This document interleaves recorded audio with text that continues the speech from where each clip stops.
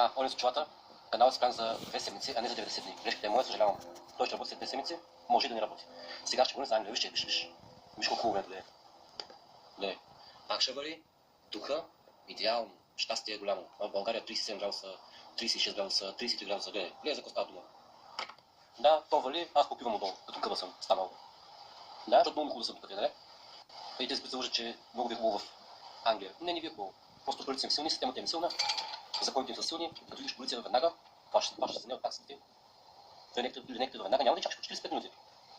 Пожарната пък звънехме най-вече на пожарна, бяха запалили една клапа вкъщи, дойде за под една минута от човека на града. Да, не за под 2 минути, знаете, за минута и 16 секунди някъде. Пожарната. Но малко лечила в Англия. Да. Веднага загасиха пожара. Пожарата в България не мога да говорят такива неща, за тях не съм виждал как работят.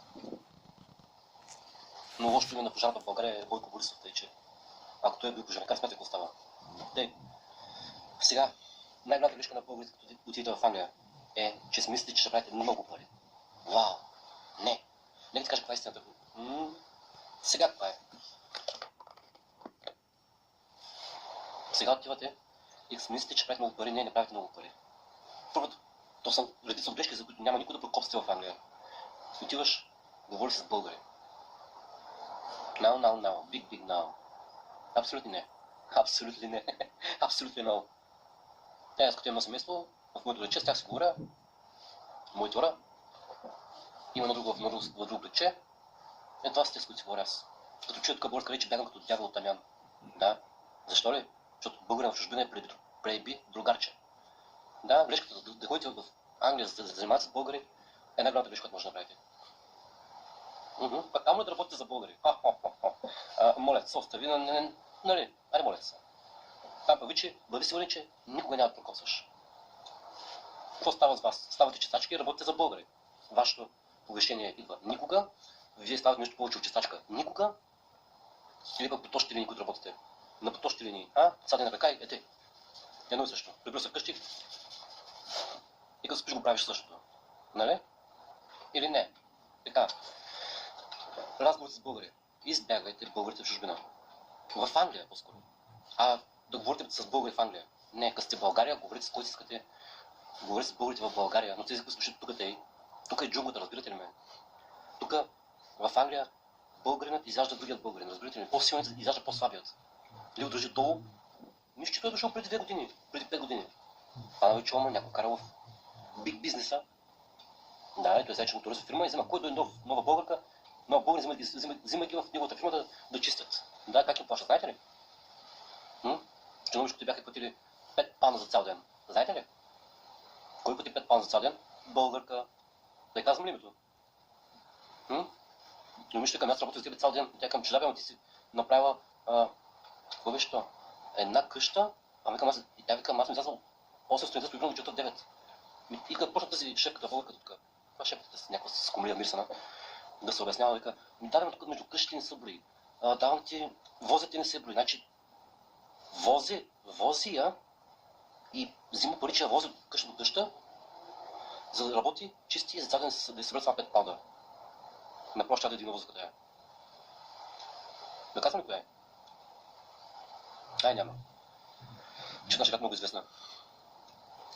Обаче да я знаеш, каже, стой, тъй.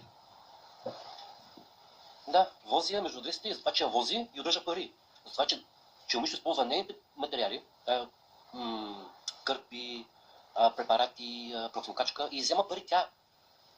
Разбирате ли за кой говоря? За кой кажа, че тези българи не могат да понасям в чужбина, в Англия и около мене. Ще работя с теб на цял ден, ще дадеш 5 паунда на края деня, ще ми вземаш пари, че ме возиш, ще ми вземаш пари, че ми даваш материали, ще ми вземаш пари всичко, така че аз моите надниците дам на тебе, така ли ма? Българ е. Защото като жена с някакъв чужденец, голямата работа. Смешка. Няма да я говорят, като че не взем някаква българка чужбина, фирма Джика да ми репортни канала е този. Не този да набият страйк. Ще има олив в чулата 3, няма проблем. Не пречи въобще. Така. Живеете в Англия. Да.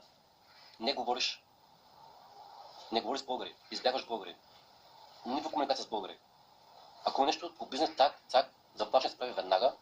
като имаш бизнес с него, примерно за някаква сделка, защото има много успели българи тук.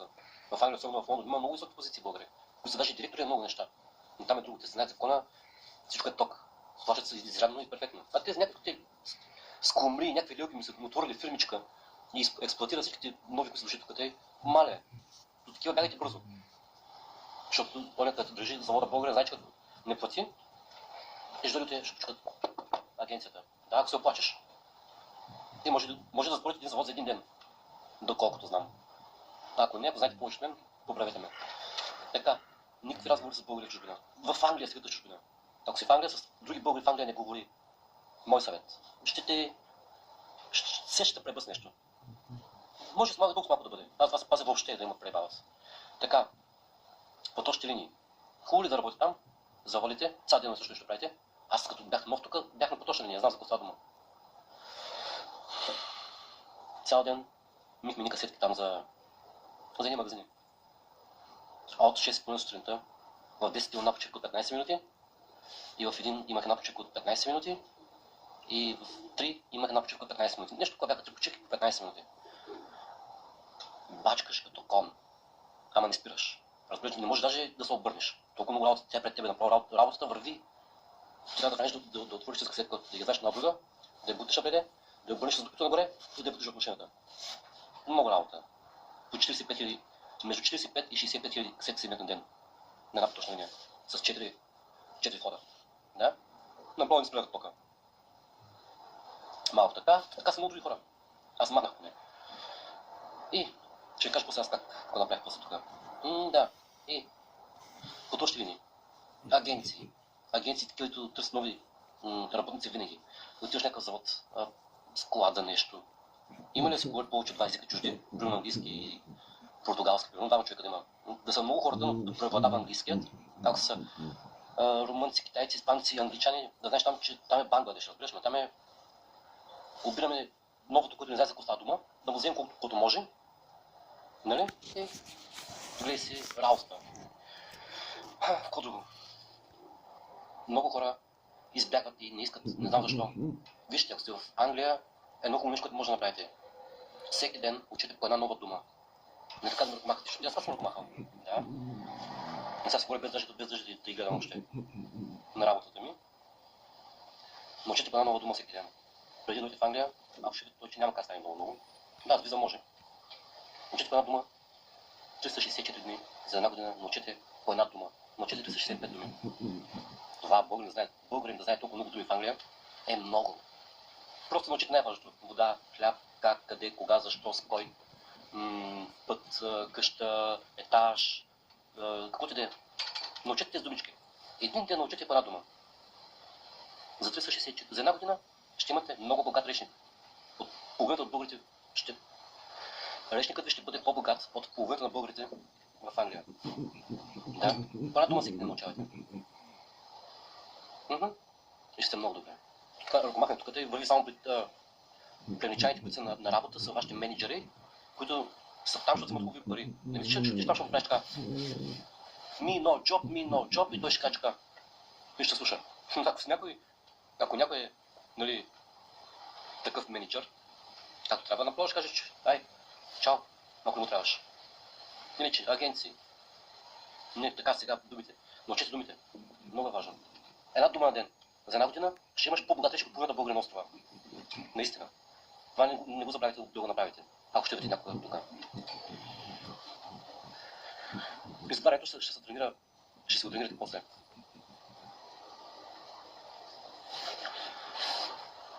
Бързото забогатяване. Берачките на ягоди. Круши, марини, пепени. Чистачите, щом говори с българки, чистачка.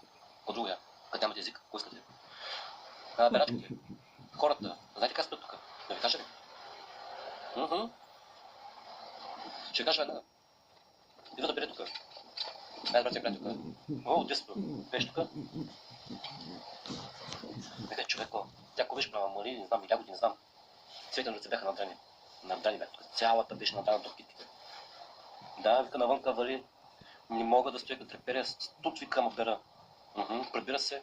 На полето, по полето равно край няма. Прибираш се. В едни каравани. Студ той буквално една тънка тенекийка.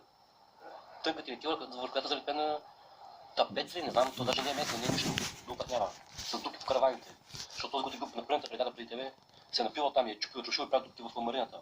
Да, прозорците им са,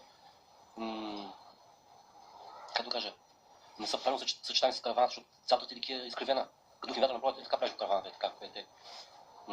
Прозорците минава въздух между тях, в как да кажа, влиза въздух като вее навънка.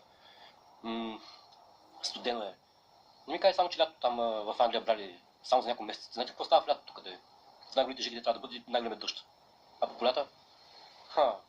Нищо не знаете. Плащаш 50-60 паунда за караваната и с тебе можете двама-трима. Те може да са арменец и Бангладеш. Да, какъв е живота? Банята е една малко тясна. Да честно ти кажа, с бай няма да скъпя. По-различна съм. Използвана, отраскана. Така виждаш там, виждаш с твоята жена и жената да търка да изчисти цялата. И ти да търкаш с нея. Иначе как става? Мизерия, студ. На полето студ, като приближа вкъщи 2 пъти повече стрес. Отопляница на газови бутилки. Това е живота в Англия. През това ли минаваш ти има береджийке?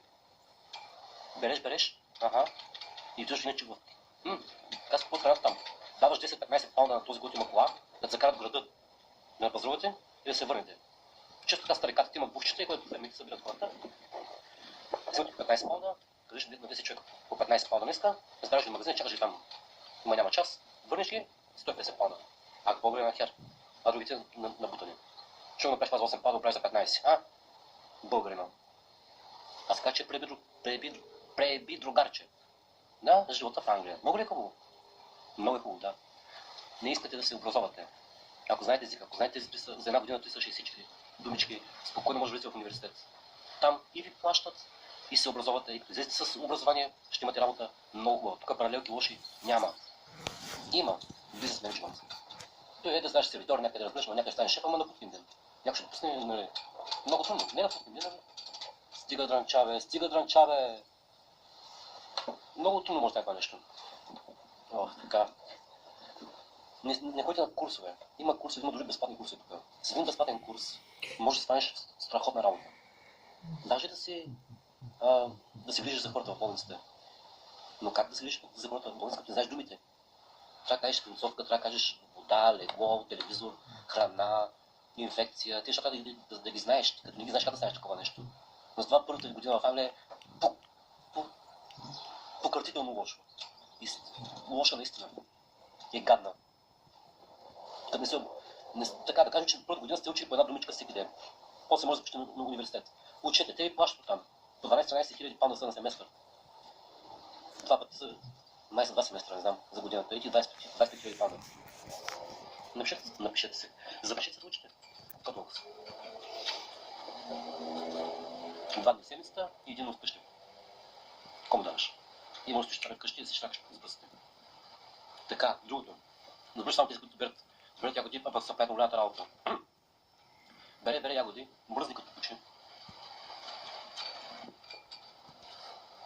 Нали? Ягоди и малин особено. Прибира се в България, штракаш с пръстите. Купува си Гучи от Икемаса, Гучета, Мучета, Пуми, Найки, Адидаси, Найкито, виж Найкито, така прави, виж Найкито. Знаеш колко преструва?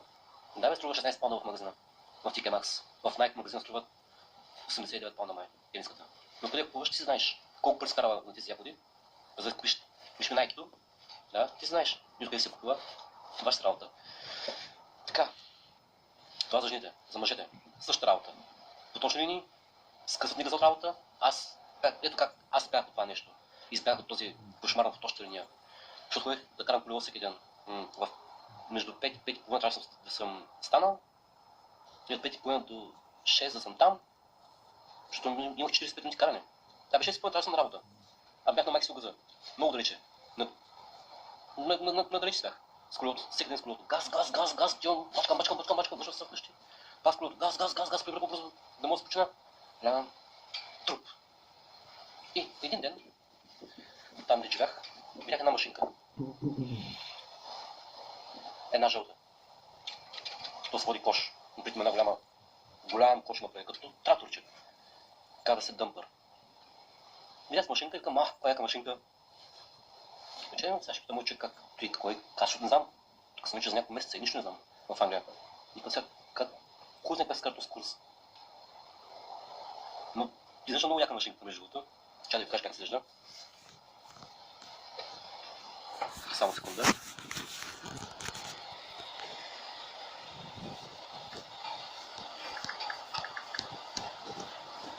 Изглежда ето така. Не.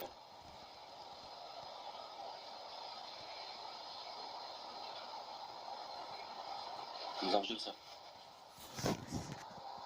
Не казваш тази машинка. Отпред е кош.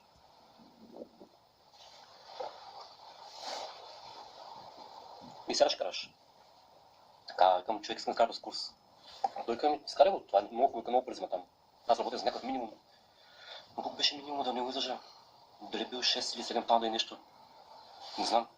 Работя за минимум, към маленко ще правя сега с малко пари. Видя тя машинка. 2 години ми отне да събера пари. Не пари. Смелост и език. Не изкарам тест за тази машинка. Смисли работа. От още не влязах в един склад. Тапа за Сейнсбъри. Бях на това. Събираме храните на едни палетни колички. И топло, хладно и замръзнало. 3 помещения големи. Нощи смени. По 7 по 8 вечери наред нощни. Направо ни скъсваха газовете от работа. И накрая, да, по-добре е от потоща линия. Защото там вземах някакъв минимум. И като те в Сейнсбъри, аз вземах много малко пари, защото ще вземам по 350-400 паунда на седмица.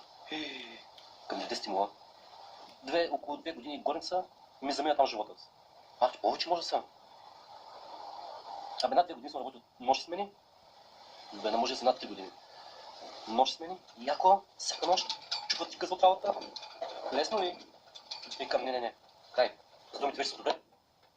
С езика съм горе-долу добре, започвам този курс. Но отида там. Не знаех как да го намеря това нещо, къде е това, защото като си в Англия, носи като някаква дива джунгла. Всичко е наредено, обаче да знаеш кое къде е. И гледа файда. Аз обаче пуша, съжалявам. Намерих къде, в селце до моя град. В селото. Селото е колкото, не знам, колкото Попово.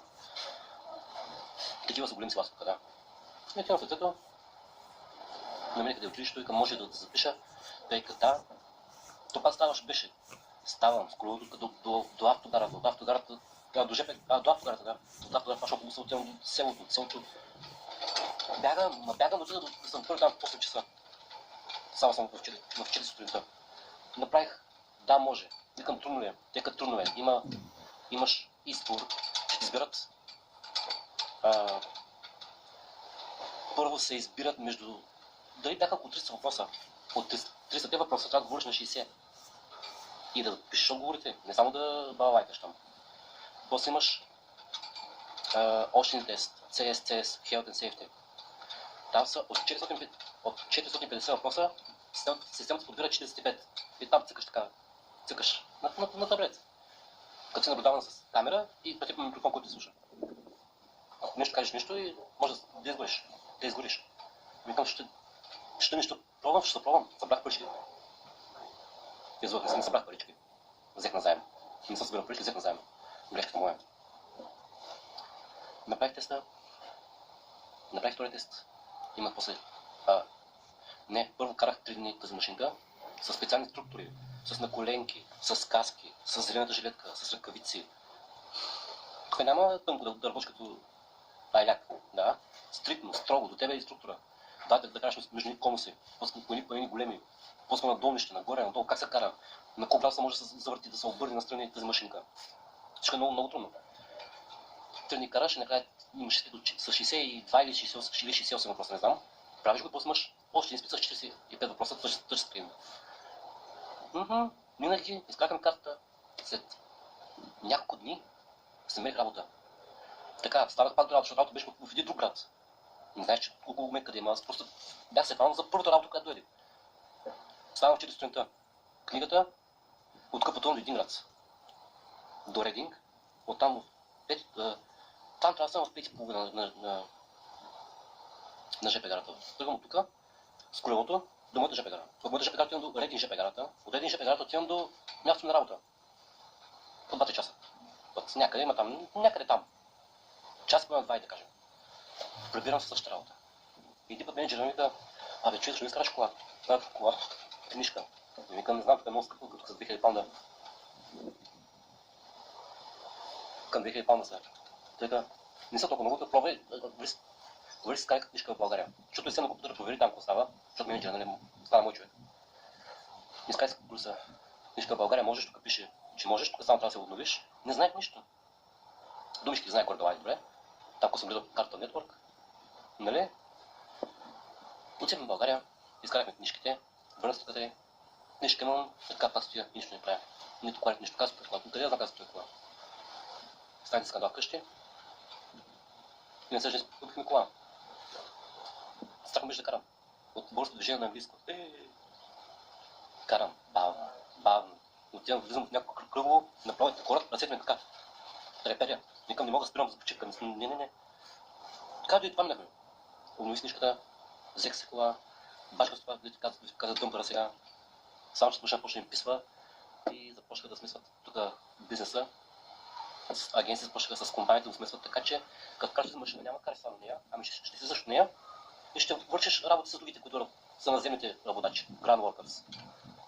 Ще работиш с тях. Абе, сме някакви компании, няколко съм 30 компании сме вече. Тази работа. Затова сме 20 работи сигурно. Едната работа е като, стига си работиш, стига се махам, като няма дъмпър и се махаш. Стой тук ще работиш, ще останеш още по-дълго. Викам, добре, ще стана. Останах и Grand Works да работиш на земните работи, ми станаха много яки и много готини. Викам тази машина. Но чест тази машина ми беше ходила от това строителство. И добре да ти кажа. Сега ще взех какво. Това е историята, която аз преживях тук. Така, общи неща за Англия, не ги знаете. Това ще ви кажа.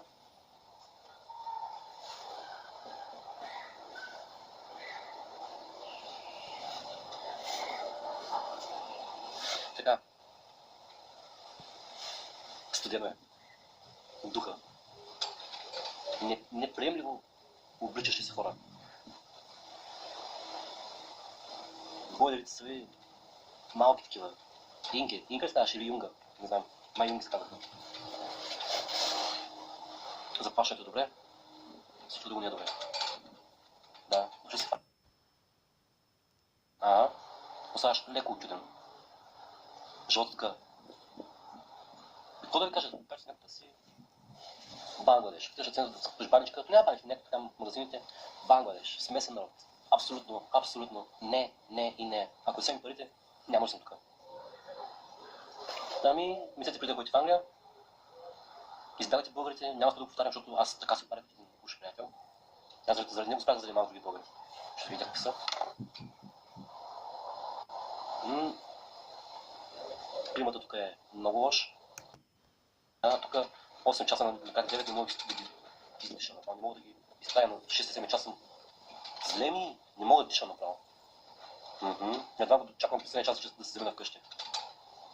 А в България като отида, тъй хубавото и слънце се пече, те са хубави планини, и хубаво моренце. В България, към нас, ние сме в чужбина. Не ходим да справим зъбите, но в България, защото е по-ефтино. Защото като запишеш тук час, аз записах април, минаха чак за декември. Да. Много чакане. Но то само за един преглед. Дали ще правят нещо по устата, е пак час. Иначе, да вземаш самолечето от днес за утре, касаш. Здравната система в България, особено за лекарската система, е много добра все още. Корени и нерви отвътре и всичко. Да, съм се блъскал главата в стената да му боли главата, а да не му боли зъбът. Знаете ви. Бързата работа в България е плюсът, който всички чужденци се побираме и справим зъбите в България. Точно за болекарите в България имаме, може би, най-средните за болекари. Няма да очакаш 5-6 месеца, 8-10-15 месеца да очакаш. Цак, може ли? Може. Човек остана след работно време, защото беше му пълен графика. Остана след работно време и ме прави веднага. Да чакам 8 месеца. Или повече. От април до декември. Не за това, че не кажете, че отидеш в България, защото по-ефтино, напротив. Защото е по-бързо и ефикасно и става веднага. И по-скъпо да бъде, какво това? Колко ще е по-скъпо? 50 лева повече? Ами тук колко ще струва? За този проблем да говорим. Мисля, че за владикарите не знаете. Не искам нито траска да се събрати парите. Да. Колко ще платиш за лекар? Започнем броим от 600 паунда нагоре. Аз отивам и ставим 100 паунда или 100-150 паунда ставим в България за лекаря. С избеляване на зъбите, защото аз имам проблем с зъбите. Колко е проблем? Чупят се много. Избеляване, как се каже това? Някаква паста им слагам, как се води. С наушника, с някаква четка. Не знам как се казва. Момби, като се чупи, отивам, построяваме го пак. Правим го, това ми е ясно. Тъй, че не ходи в България, защото е по-ефтино, защото става по-бързо и по-качествено. Защото чакам докато се месец за един зъб, може и да ме намерят някъде, умря, умери съм къде. Ето, видеото става много дълго, много краска, че сигурно утре.